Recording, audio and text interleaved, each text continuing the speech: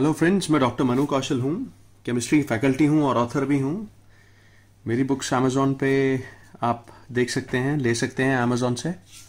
सो आइए आज डिस्कस करते हैं osmotic pressure. Now what is this osmotic pressure? देखिए, ऑस्मोसिस बेसिकली चीज क्या होती है, पहले मैं आपको समझाना चाहूंगा बिल्कुल सिंपल साधारण शब्दों में। Osmosis refers to spontaneous flow of the solvent. इसका मतलब सबसे पहले तो आपने ये चीज ध्यान में रखनी है कि ऑस्मोसिस में केवल सॉल्वेंट फ्लो करता है। कहां से कहां करता है? फ्रॉम इट्स हायर कंसेंट्रेशन, मतलब सॉल्वेंट की जहां ज्यादा कंसेंट्रेशन होगी वहां से towards the less concentration of the solvent, right? Means from more dilute solution towards lesser dilute solution, means more concentrated solution. ज्यादा कंसेंट्रेटेड सॉल्यूशन की तरफ सॉल्वेंट ने ट्रैवल करना है। और ऐसा होता क्यों है? Because of concentration gradient. Concentrations में डिफरेंस होता है सॉल्यूशंस की, इसलिए होता है। और कब होता है? सेमी परमिएबल मेम्ब्रेन बीच में होनी बहुत जरूरी है, बहुत आवश्यक है। It's must, it's mandatory. Now what is osmotic pressure? Simple शब्दों में अगर मैं आपको समझाना चाहूं तो ऑस्मोटिक प्रेशर होता है कि भाई साहब जितना प्रेशर आपको लगाना पड़ेगा ऑस्मोसिस को रोकने के लिए, the minimum pressure which you need to apply to stop the osmosis, that is called as osmotic pressure, right? So now if you see here, यहां पर ये बीच में सेमी परमिएबल मेम्ब्रेन है। This is semi permeable membrane. Left side पर 3 molar solution है और right side पर 5 मोलर सोल्यूशन है, राइट? तो ये सोल्यूशन जो है दिस इज मोर कंसेंट्रेटेड, ये ज्यादा कंसेंट्रेटेड है, ये ज्यादा डाइल्यूटेड है। तो सॉल्वेंट का नेट फ्लो यहां से यहां होगा। Net flow of the solvent will occur from 3 molar solution to 5 molar solution.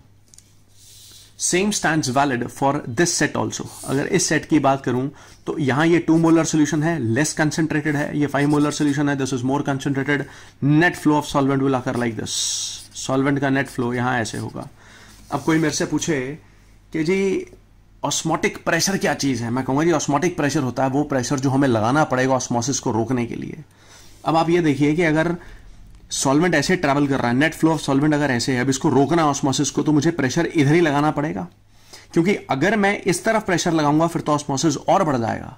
This means that osmotic pressure is always applied on more concentrated solution. Remember this, right? It is always applied on more concentrated solution.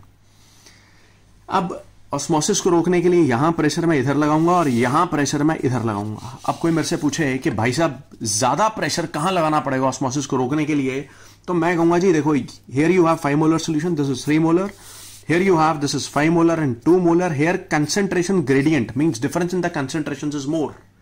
यहां concentrations में फर्क ज्यादा है, तो जिस रफ्तार के साथ पानी ट्रैवल करेगा इस तरफ को, ये रफ्तार इस रफ्तार से ज्यादा होगी। ये वाली रफ्तार, ये रफ्तार ज्यादा होगी।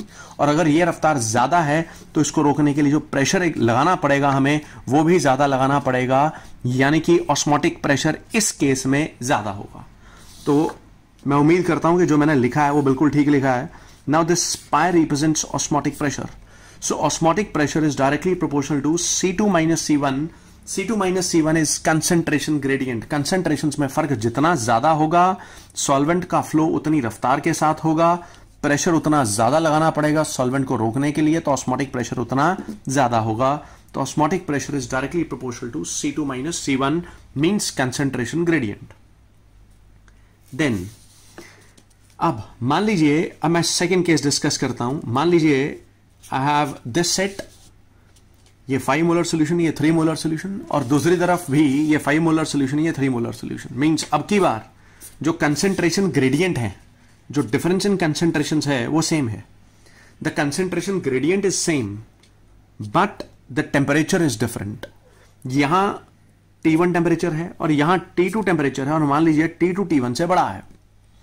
सॉल्वेंट का फ्लो यहां ऐसे हो रहा है इस डायरेक्शन में, यहां इस डायरेक्शन में हो रहा है, पर क्योंकि T2 तापमान T1 से बड़ा है, तो यहां जो सॉल्वेंट फ्लो कर रहा होगा, नेट जो सॉल्वेंट फ्लो कर रहा होगा, इस सॉल्वेंट के पास काइनेटिक एनर्जी ज्यादा होगी क्योंकि तापमान ज्यादा है। अगर काइनेटिक एनर्जी ज्यादा होगी तो ज्यादा रफ्तार से सॉल्वेंट लेफ्ट साइड से राइट साइड जाएगा, और इसको रोकने के लिए जो ऑस्मोटिक प्रेशर मुझे लगाना पड़ेगा, जो प्रेशर यहां लगाना पड़ेगा, वो ज्यादा लगाना पड़ेगा। तो यहां से कंक्लूड करते हैं कि osmotic pressure is directly proportional to temperature. Now from 1 and 2 we can say that osmotic pressure is directly proportional to C2 minus C1 into T. और प्रोपोर्शनलिटी का साइन हटा दिया तो ये R लगा दिया, इस R को यहां कहते हैं सॉल्यूशन कांस्टेंट। इसको कहते हैं सॉल्यूशन कांस्टेंट है, लेकिन इसकी वैल्यू गैस कांस्टेंट के बराबर ही होती है, 0.0821 होती है। सो फ्रेंड्स, आई होप कि जो ऑस्मोटिक प्रेशर मैंने डील किया, आपको समझाया या आपको समझ में आया होगा। देखिए, फिर बच्चे मेरे पास आते हैं, सर ऑस्मोटिक प्रेशर का फॉर्मूला जो किताब में लिखा है सर, वो तो सिर्फ ये लिखा हुआ है pi is equal to CRT। So देखिए, ये जो फॉर्मूला जो मैंने अभी आपको डिराइव करके दिखाया है, ये फॉर्मूला तो तब है जब आपने दो सॉल्यूशंस को सेपरेट किया हुआ है सेमी परमिएबल मेम्ब्रेन से, और ये फॉर्मूला तब लग जाएगा जब साथ में कोई प्योर सॉल्वेंट पड़ा है।